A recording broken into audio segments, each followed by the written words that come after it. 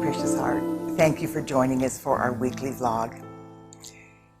In our last vlog, the beings of light reminded us how our Father, Mother God intended for the law of the circle to work during our earthly lives as we learn to become co-creators with our God parents. This week, we're going to learn how the law of the circle affects us in adverse ways once we made that fateful decision to experiment with our intelligent life force in ways that were not based in love. Remember, prior to our tragic decision to misuse our life force, our gift of life flowed forth from our heart flame on electromagnetic currents of energy qualified with positive thoughts, feelings, words, and actions. After completing its involutionary journey into the world of form, our life force began its evolutionary journey back to our heart flame, bringing with it the wonderful experiences that were co-created as a result of our positive behavior. After our life force returned to our heart flame, and we experienced the blessings and the positive results of our actions, our I Am presence returned that positively qualified energy back to the heart of our Father, Mother God. That event completed the law of the circle. When we decided to experiment with our gift of life and began misqualifying the intelligent electronic light substance from our life force with thoughts, feelings, words, and actions that were not based in love, everything changed. That is because our life force can only pass through our heart flame and return to our Father, Mother God if it is vibrating with the same or a higher frequency of light than when we originally received it. What the company of heaven want us to clearly understand at this time is what happens to the returning electronic light from our gift of life once it has been misqualified with negative thoughts and feelings. That sacred knowledge is a vitally important part of the bigger picture, and it explains why in the world we are in the mess we are in, and why it seems as though terrible things are happening to good people. Thoughts and feelings that are not based in love include anything that does not reflect love, oneness, and reverence for all life. Just for a moment, think about your own life and the things that you are witnessing every day in the world.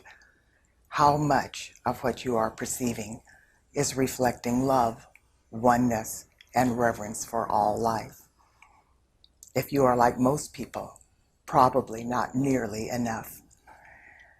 Everything we see that is in any way associated with fear, anxiety, incivility, hatred, judgment, greed, corruption, violence, crime, poverty, the abuse of power, war, disease, meanness, disrespect, ignorance, prejudice, religious fanaticism, terrorism, or any other form of pain and suffering is a human miscreation that is not based in love.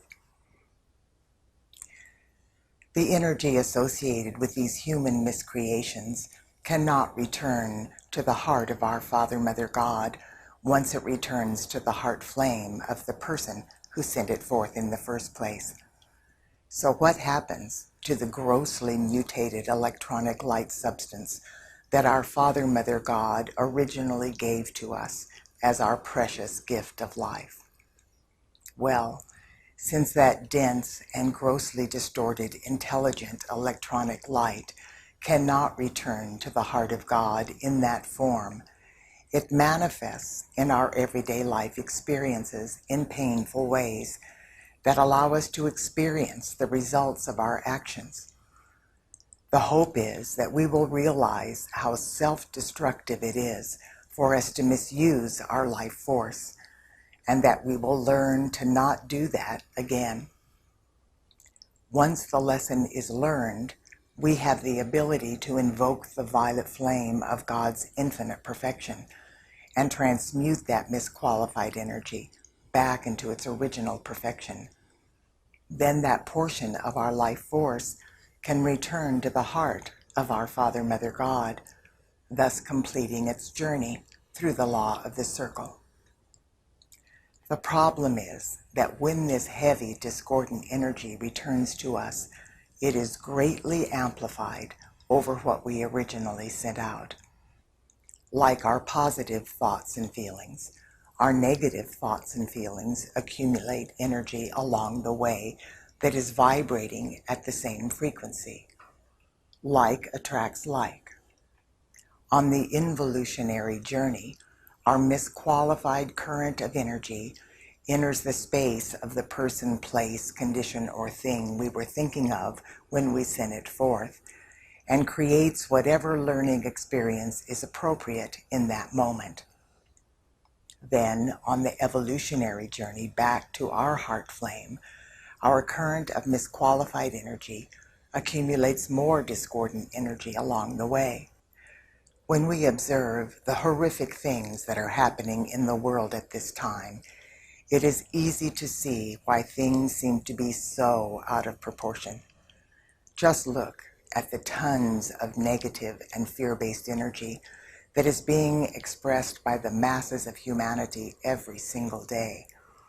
All of that energy is reverberating through the atmosphere, and it is being drawn to our own electromagnetic current of negative thoughts, feelings, words, and actions. With so much pain and suffering in the world, it is truly amazing that we can even get out of bed in the morning with all of the negative energy that is returning to us. Remember, this energy is returning to us not only from this lifetime, but from hundreds of previous lifetimes we have experienced since our fall from grace. By the time this greatly amplified energy returns to us, it often manifests as all kinds of unrecognizable things. It could manifest as a car accident, a financial challenge, a dysfunctional relationship, a health problem, a family problem, or myriad other things that do not seem like they could possibly be our own miscreations. To complicate the problem even further, for eons of time, our fragmented human ego has manipulated us into believing that we are victims and that both the good and the bad things that are happening in our lives are just a coincidence and don't have anything to do with our behavior. This fragmented and fear-based level of our fallen consciousness knew that if we awakened and gave the power it usurped from us back to our I Am presence, it would no longer be able to manipulate us through fear and anxiety.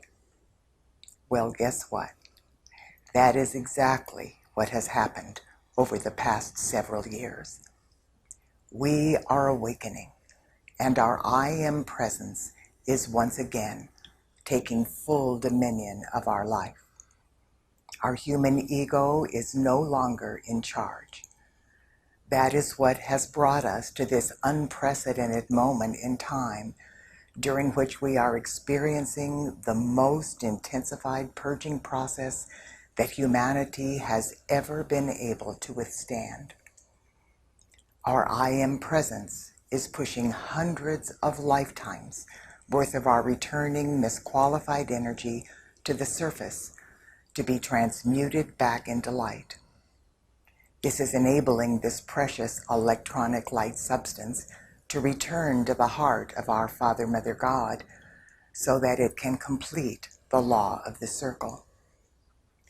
We are not being punished for our past transgressions, and the cleansing process would not be occurring at this pace if it was going to cause more harm than good.